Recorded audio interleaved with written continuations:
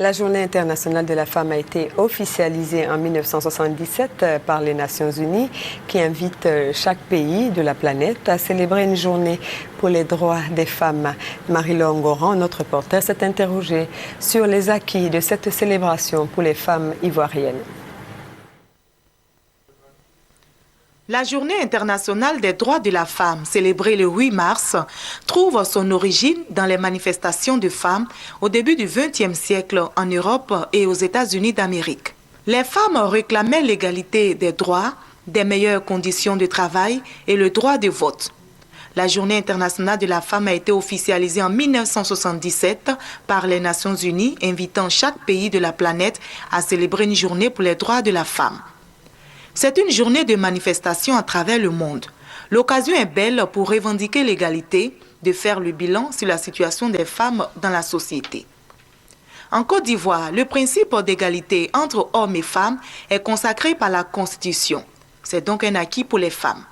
Le ministère de la Famille, de la Femme et de l'Enfant est l'instrument du gouvernement chargé de veiller à l'égalité entre les sexes et à la démarginalisation des femmes. Plusieurs plans d'action ont donc été élaborés. Et les femmes, au plan politique, économique et social, occupent de plus en plus la scène. Dans le domaine économique notamment, selon une étude menée par l'UNIFEM, l'UNFPA et l'UNESCO, les femmes représentent 60 à 70% de la population active dans le secteur de l'agriculture, de l'élevage. Les femmes ivoiriennes assurent l'approvisionnement des marchés en denrées alimentaires.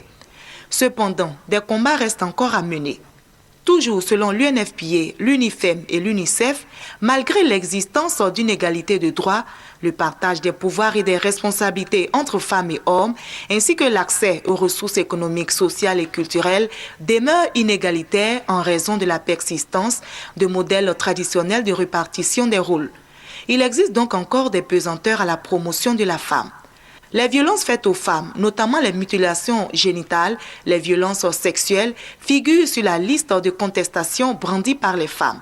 La faible représentation des femmes au poste de prise de décision, l'accès difficile à la propriété foncière et la pauvreté s'ajoutent malheureusement à cette liste.